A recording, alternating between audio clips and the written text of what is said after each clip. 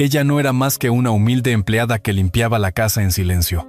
Pero todo cambió cuando, en medio de 5 mujeres ricas vestidas con joyas y seda, un niño de 9 años la señaló con decisión y gritó: «Quiero que ella sea mi madre». Nadie en la sala podía creerlo. Ni siquiera ella. A veces, el corazón de un niño ve lo que los adultos no se atreven a mirar. Antes de sumergirnos en esta historia llena de emociones y giros inesperados, cuéntanos en los comentarios desde qué ciudad nos estás viendo. Y deja tu like para seguir compartiendo momentos como este, porque lo que pasó después de aquel grito inocente cambiaría para siempre la vida de todos en esa mansión. La tarde caía sobre Marbella con una luz dorada que hacía brillar los naranjos del jardín. En la mansión de estilo andaluz, las ventanas abiertas dejaban entrar el aroma a azahar y el murmullo lejano de guitarras que ensayaban para la feria. Alejandro Ortega observó el patio desde la terraza, impecable con su camisa planchada y ese aire de control que lo acompañaba siempre. Llevaba años acostumbrándose al silencio de la casa, a las cenas solitarias a las 10 de la noche, al café solo que tomaba de pie en la cocina mientras revisaba correos. Creía que ese orden lo protegía. Creía que ya había pasado el luto. Pero ese mismo orden le había ido robando la risa a su hijo sin que se diera cuenta. Llamó a Mateo con voz medida. El niño apareció con sus zapatillas gastadas y un puñado de piedritas recogidas en el jardín. Le gustaba apilarlas encima de la mesa de hierro forjado, como si construir torres pequeñas le ayudara a poner límites al mundo grande. Tenía los ojos tranquilos de quien mira más de lo que dice. Alejandro le señaló la silla a su lado. El murmullo de la ciudad subía desde la calle. Camiones descargando farolillos, voces que discutían sobre vestidos de lunares, un vendedor que ofrecía churros con chocolate a los turistas tempraneros. «Mateo, necesito hablar contigo», dijo el padre, con ese tono que no admitía retrasos. El niño dejó las piedras en fila. No preguntó nada. Esperó. «He decidido que vas a conocer a 5 mujeres», continuó Alejandro. «Son personas correctas, educadas, de buenas familias. Vendrán a cenar esta semana. Quiero que elijas a una de ellas para que sea tu nueva madre». La palabra cayó como un plato rompiéndose en el suelo. Mateo movió apenas el cuello, como si le apretara una bufanda invisible. No dijo «¿por qué?». No dijo «¿quiénes?». Dijo solamente «no quiero conocer a nadie». En la cocina, Lucía Morales apagó el fuego del puchero y se quedó inmóvil con la cuchara en el aire. A través de la puerta entreabierta le llegaban palabras sueltas. 5 mujeres. Elegir. Madre. Sintió un vuelco en el pecho y apoyó la cuchara en el borde de la olla. Llevaba semanas observando a Mateo. Cuando volvía del colegio con la mochila caída de un hombro. Cuando se quedaba en el jardín, hablando solo con el aire. Cuando evitaba la escalera que llevaba al despacho de su padre. Había aprendido a no interrumpir la tristeza. A ofrecer agua. Una manta. Silencio. Hijo, prosiguió Alejandro. Tu madre querría que fuéramos felices. No podemos seguir así. Mateo apartó la vista de las piedras. En el reflejo del cristal, la terraza parecía un escenario vacío. No quiero otra madre, dijo, con la voz clara. Ya tuve una. La frase se clavó entre ambos como una flecha silenciosa. Alejandro sintió un latigazo de impaciencia. En la empresa, cuando hablaba, todos respondían. Quiso creer que aquello era lo mismo. Una gestión más. Habló de la cena, de la hora, de portarse bien. ¿Por qué tienen que venir?, preguntó por fin el niño. Porque esta casa necesita una mujer. Y tú necesitas una madre. Mateo volvió a su fila de piedras. Las manos le temblaban un poco. Recordó el olor a colonia de su madre, las notas en la fiambrera, los domingos de paella con risas en el patio. No sabía cómo explicar que hay silencios que no se llenan con visitas. Lucía, desde la cocina, Se llevó una mano al delantal. Quiso entrar con un vaso de agua, pero doña Carmen le había avisado. En esta casa, cuando el señor habla, se escucha. Alejandro, viendo que el niño se cerraba, intentó el camino de los datos. Habló de colegios, de viajes, de cómo otras familias se habían reconstruido. Cada frase dejaba un hueco que el viento llenaba con olor a azahar. El sol bajó un poco más y dibujó sombras en los arcos blancos. Esta semana concluyó. Quiero que te portes como un caballero. Mateo lo miró serio. ¿Y si no quiero? El padre apretó la barandilla. Miró la mesa, las flores, la alfombra sin polvo. Todo estaba perfecto menos lo esencial. No es un capricho, dijo. Es lo que necesitas. En la cocina, Lucía retrocedió y apoyó las manos en el mármol frío. Prepararía sopa ligera por si Mateo no comía. El niño respiró hondo. ¿Me estás oyendo?, preguntó. Alejandro asintió, pero el gesto tenía más prisa que escucha. Iba a responder cuando el timbre sonó. Las invitadas habían llegado. La noche había caído sobre Marbella y el aire se llenaba de risas, música y el olor a sardinas asadas que venía desde la playa. La ciudad se preparaba para la feria de abril, con farolillos rojos y blancos colgando de balcón en balcón, y mujeres paseando en vestidos de volantes. En la mansión, el salón estaba iluminado con una luz cálida. La mesa larga dispuesta con mantelería impecable, y copas que reflejaban el dorado de la lámpara central.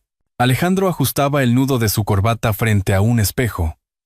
Había dado instrucciones precisas a doña Carmen y a Lucía para que todo saliera perfecto. Las 5 mujeres invitadas llegarían en cualquier momento.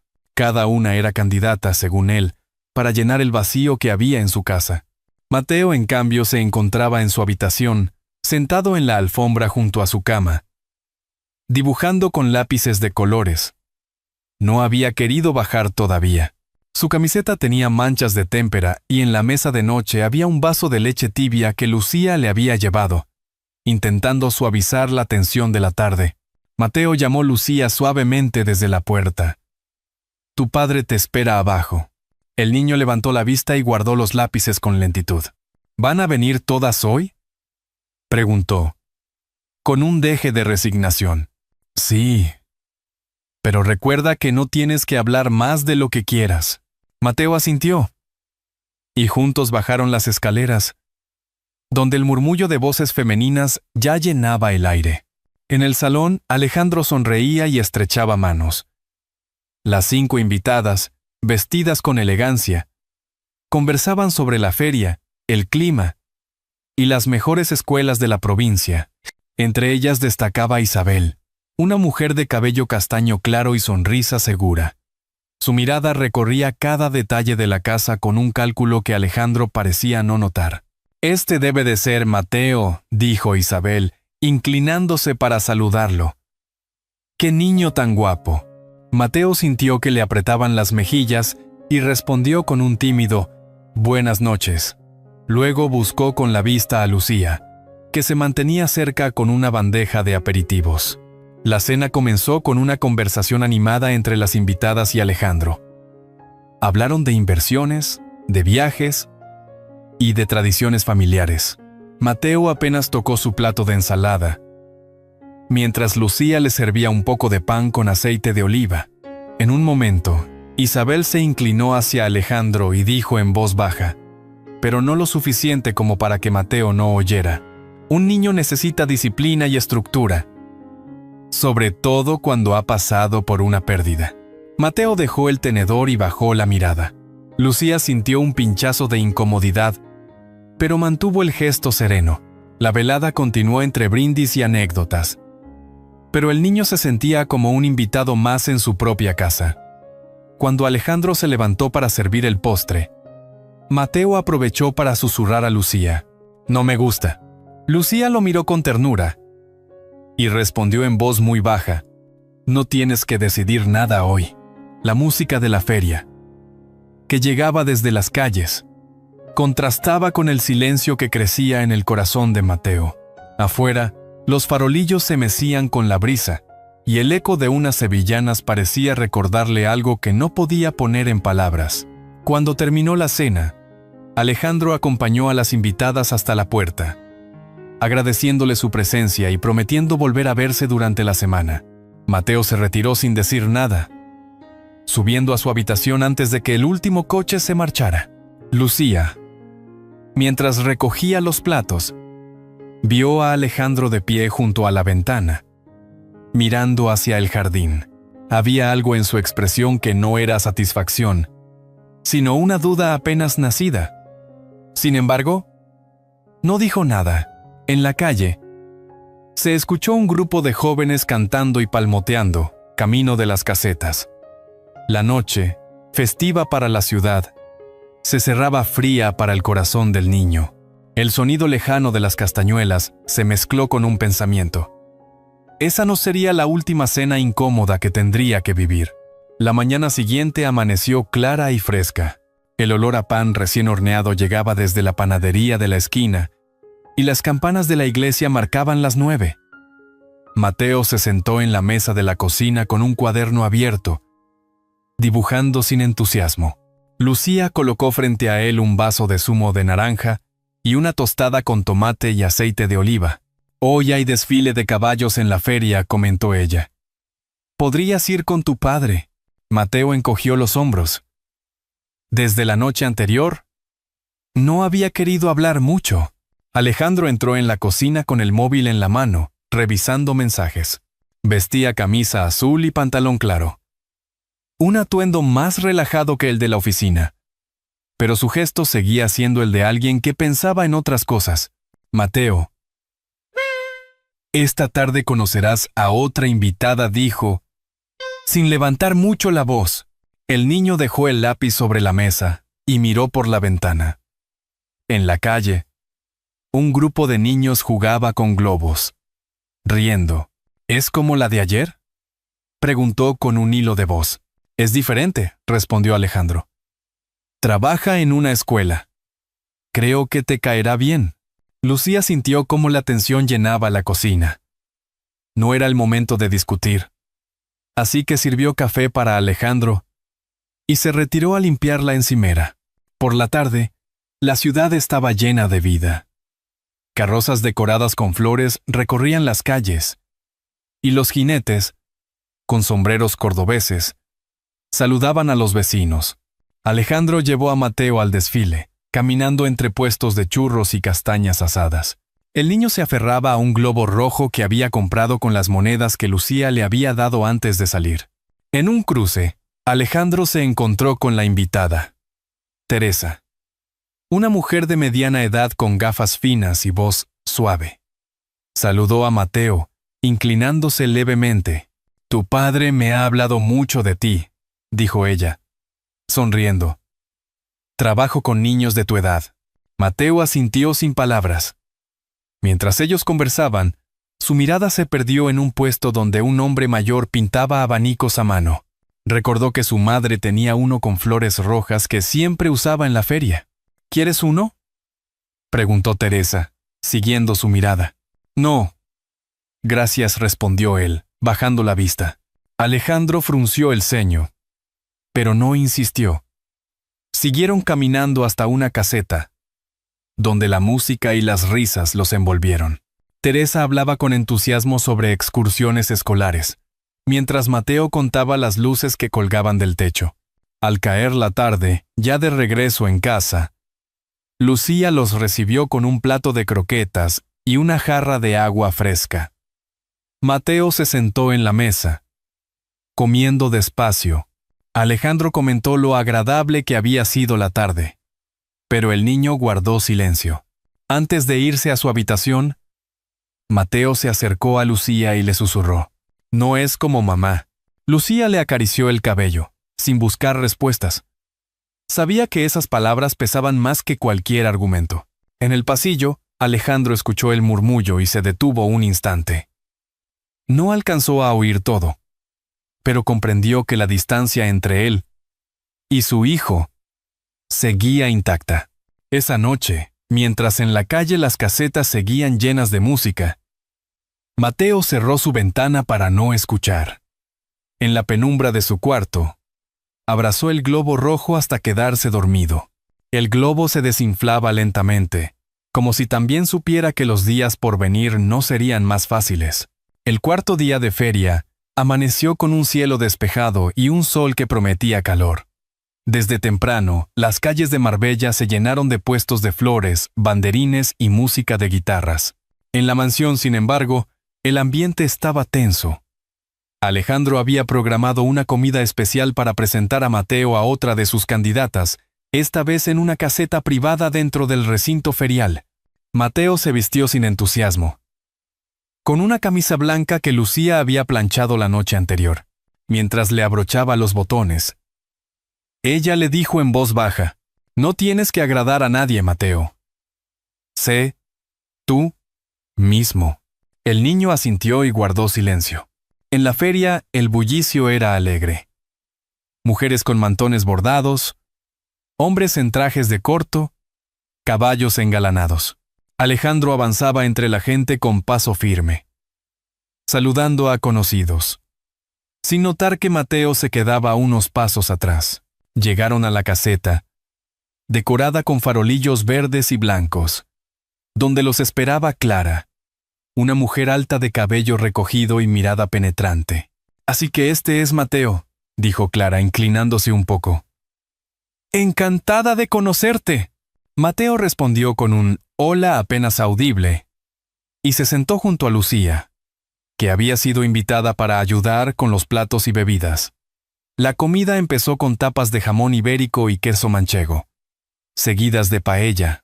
Alejandro y Clara conversaban animadamente sobre negocios y viajes, mientras Mateo jugaba con un trozo de pan, formando migas sobre el mantel. En un momento, Clara se inclinó hacia el niño. «Tu padre me ha dicho que te gusta dibujar.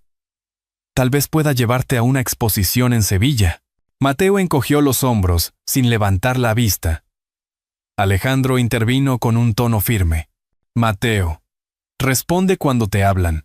Lucía sintió como el niño se tensaba. Para aliviar la situación, le ofreció un vaso de agua fresca. Mateo lo aceptó y la miró agradecido. La comida continuó, pero la incomodidad crecía. Afuera, un grupo de jóvenes comenzó a bailar sevillanas, el taconeo marcando un ritmo que parecía más vivo que cualquier conversación en la mesa.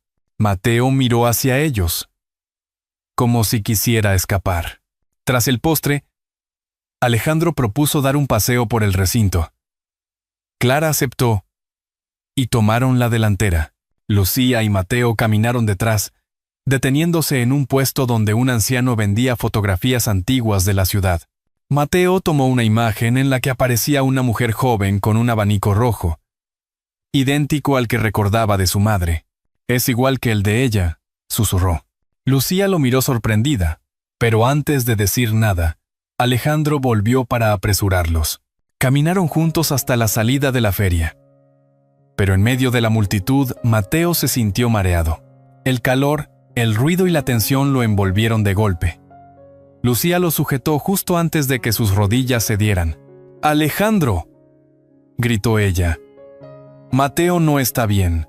El padre se volvió, alarmado, y lo tomó en brazos. La música, las risas y el bullicio quedaron atrás mientras corrían hacia el coche. La feria, tan llena de vida, se convirtió en un eco distante. El coche atravesaba las calles abarrotadas, zigzagueando entre coches aparcados y grupos de vecinos que regresaban de la feria con farolillos en la mano. Las luces colgantes y los trajes de flamenca quedaban como manchas de color fugaces a través de la ventanilla. Alejandro, con el ceño fruncido, sujetaba el volante con fuerza, mientras su respiración se hacía cada vez más rápida. En el asiento trasero, Lucía abrazaba a Mateo, que se apoyaba contra su pecho, pálido y con la frente húmeda. Llegaron al hospital comarcal y en cuanto aparcaron, una enfermera salió a recibirlos. El sonido de un carrito de medicinas rodando por el pasillo y el olor penetrante a desinfectante crearon un contraste brusco con el bullicio alegre que habían dejado atrás. «Por aquí», rápido indicó la enfermera, llevándolos a urgencias pediátricas. Mateo fue colocado en una camilla. Un médico joven, de acento andaluz marcado, empezó a hacer preguntas rápidas. Fiebre, mareos, antecedentes médicos.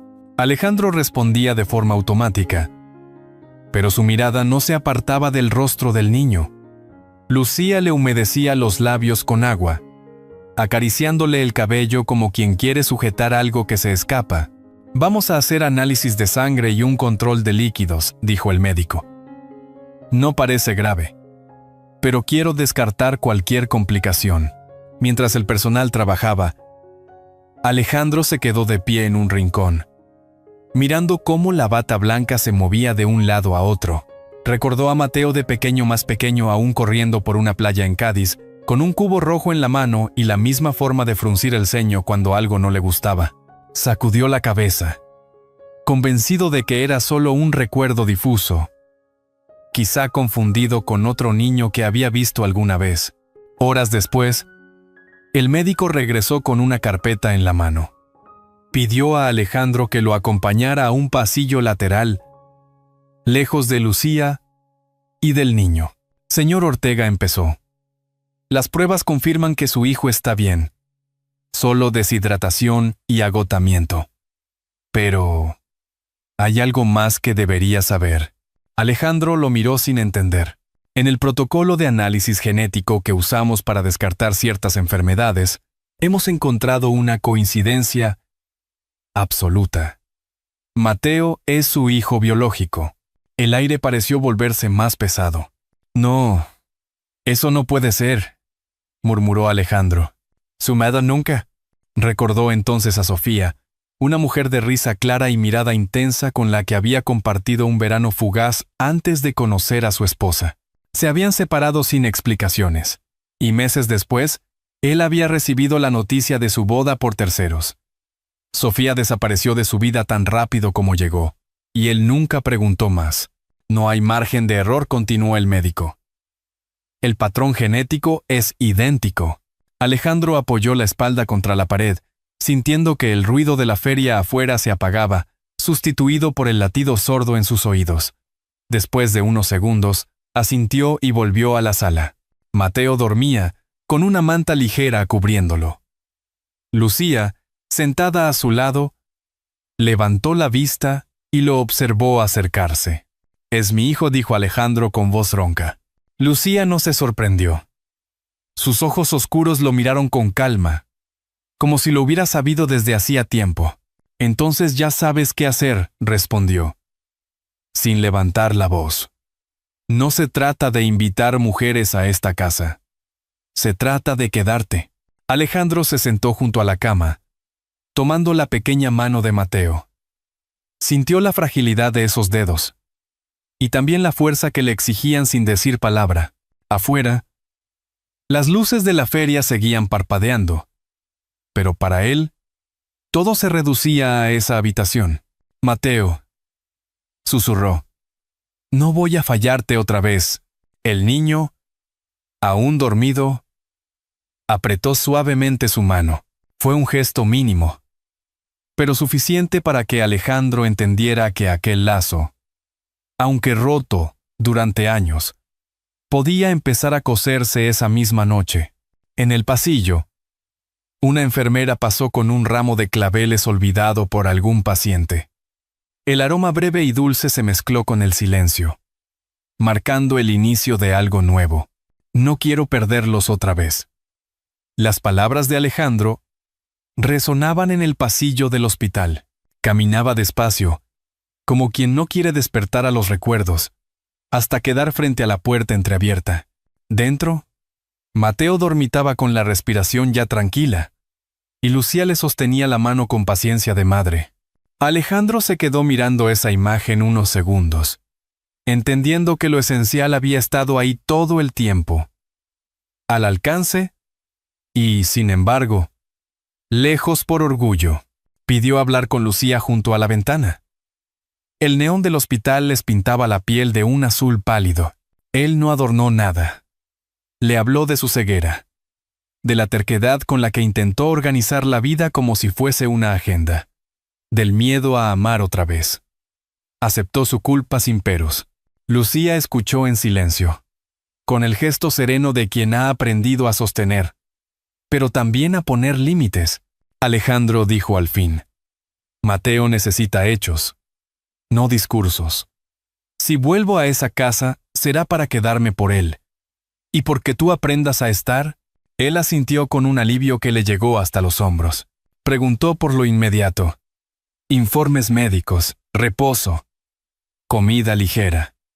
Por lo práctico, regularizar todo ante el registro civil, mostrarle a Mateo, con papeles y actos, que ya no habría dudas. Lucía aceptó, con la condición de ir despacio, que el niño marcara el ritmo, que las rutinas fuesen su refugio. A media mañana les dieron el alta. Doña Carmen apareció con una bolsa de naranjas y caldo casero, como si supiera que la puerta de casa debía abrirse con algo tibio. En la mansión, el primer gesto fue mínimo y decisivo. Alejandro desmontó la mesa larga y puso un mantel sencillo en la cocina. Comieron los tres allí, sin protocolo, con pan recién hecho, y ese caldo que olía a domingo. Mateo, todavía cansado, sonrió por primera vez en días cuando oyó a Carmen reñir a Alejandro porque cortaba el pan demasiado grueso. La ciudad seguía en fiesta. Quedaba la última noche de la feria, con farolillos encendidos y música en cada esquina. Mateo quiso salir un rato. Solo a mirar, dijo, y ninguno se opuso. Caminaron despacio por el centro histórico. Puestos de claveles, abanicos pintados a mano, casetas con risas. Alejandro, atento a cada paso del niño, descubría una manera nueva de estar, sin corregir, sin apurar, ofreciendo su mano cuando hacía falta y retirándola cuando el niño se sentía seguro. En la plaza principal, una pareja empezó a bailar sevillanas. Las palmas marcaron un ritmo que a Mateo le devolvió color a las mejillas. Lucía le compró un vaso de horchata. Él bebió a sorbitos, serio, como si practicara un rito. Alejandro miró a Lucía con gratitud tímida. Ella sostuvo su mirada un instante, y luego se volvió hacia el niño. No había promesas grandes, solo una suma de gestos. Cerca de allí, Isabel apareció como una sombra bien vestida. Quiso acercarse con una sonrisa estudiada. Pero Alejandro dio un paso adelante. Le habló bajo y claro, que no más cenas, no más insinuaciones, no más comentarios sobre disciplina. Ella intentó replicar, recordar lo conveniente. Él negó con la cabeza. Aquí se queda quien cuida. Isabel entendió que la puerta, por fin, estaba cerrada. Se marchó con los tacones golpeando la acera. Cada paso más hueco que el anterior. Regresaron a casa antes de medianoche. En el salón, Alejandro abrió una caja de fotos que llevaba años escondiendo. No hubo discursos solemnes. Puso las fotos sobre la mesa y dejó que Mateo eligiera. El niño tomó una donde su madre reía con un abanico rojo. Lucía, sin apropiarse del lugar, habló de la risa que se contagia, de las cosas que no se pierden aunque cambie el tiempo. Alejandro, con un nudo en la garganta, se atrevió a recordar también. Los tres miraron la imagen como si tropezaran juntos con un sol antiguo. «Quiero que esto esté en mi cuarto», pidió Mateo. «Mañana lo colgamos», respondió Alejandro. «Tú decides dónde». Fue un acuerdo simple y fundacional. El niño marcaba el mapa de su casa. Antes de dormir, Alejandro llevó una silla al lado de la cama. No por obligación, sino por deseo. Lucía le leyó a Mateo 2 páginas de un cuento corto. El niño cerró los ojos con esa paz cansada de quien vuelve del susto y encuentra puerto. Cuando salieron al pasillo, Lucía se detuvo. No era una despedida, era un umbral. «Si vamos a ser familia», dijo, «habrá días de feria y días nublados. Lo único que no puede faltar es esta forma de estar. Me lo grabo, contestó él. Y, si me olvido, me lo recuerdas. Al día siguiente, la ciudad despidió la feria con fuegos artificiales. Volvieron a la plaza. Sin prisa, Carmen, que rara vez tenía tiempo para sí, se les unió con un mantoncillo discreto y una sonrisa que le quitaba años. La última caseta repartía confeti a los niños. Mateo tomó un puñado, lo acarició como quien prueba un secreto y miró a los dos adultos que lo flanqueaban. Una mano en cada lado, la vida en medio. Mateo, lanzando confeti al aire, grita: «Ahora sí somos una familia». Y su risa se mezcla con la música y los fuegos artificiales. Cuando los últimos fuegos artificiales se apagaron sobre Marbella, la plaza quedó envuelta en ese silencio tibio que solo llega después de una fiesta. En la memoria de todos, quedaban las luces de la feria, las risas mezcladas con el olor a claveles, y sobre todo, la imagen de 3 personas caminando juntas, como si siempre hubieran pertenecido al mismo cuadro. No eran los gestos grandiosos los que habían cambiado el rumbo, sino las pequeñas decisiones. Sentarse a la misma mesa, escuchar sin interrumpir, tender una mano a tiempo. ¿Qué opinas tú? Si esta historia te ha llegado, escribe el número 1. Si crees que podríamos mejorarla o cambiar algo, marca el número 0. En el fondo, la vida siempre nos ofrece la oportunidad de recomenzar, incluso cuando creemos que todo está perdido. El amor y la capacidad de pedir perdón son herramientas más poderosas que cualquier fortuna. Todos merecemos un lugar donde nos llamen por nuestro nombre con cariño. Un techo que no solo cubra del frío, sino que cobije el alma, como esa lámpara encendida en la ventana de una casa de pueblo. Un gesto sencillo, una palabra, una mano. Un silencio cómplice puede guiarnos a través de las noches más oscuras hacia un amanecer distinto. Tal vez, en la vida real, la feria ya se haya desmontado y los farolillos estén guardados, pero la música de los momentos compartidos sigue sonando, bajita, dentro de quienes los vivieron. Dedica unos minutos a pensar en las personas que tienes cerca. Quizá, como Alejandro, aún tengas una promesa por cumplir o una disculpa por ofrecer. Si esta historia ha tocado tu corazón, compártela con alguien que necesite recordar que nunca es tarde para volver a casa.